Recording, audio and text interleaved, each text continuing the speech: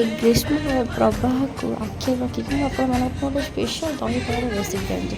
ଦେଖନ୍ତୁ ଆପଣ ପ୍ରଥମେ କିଛି ଦହି କାକୁଡ଼ିକି ଗ୍ରେଟ୍ କରିକି ନେଇଯିବେ, ଲେମ୍ବୁ, ଅଦା, ଆମ୍ବ କଷି ଅଦା ଏସବୁ ଦରକାର। ଆଉ ପ୍ରଥମେ ଗୋଟେ କିଛି ଭୃଷଙ୍ଗ ପତ୍ର, ଆମ୍ବ କଷି ଅଦା ଆଉ ଅଦା ଲଙ୍କା ଏକୁ ସବୁ ଭଲସେ ଛେଚିକି କାଢ଼ିଦେବେ।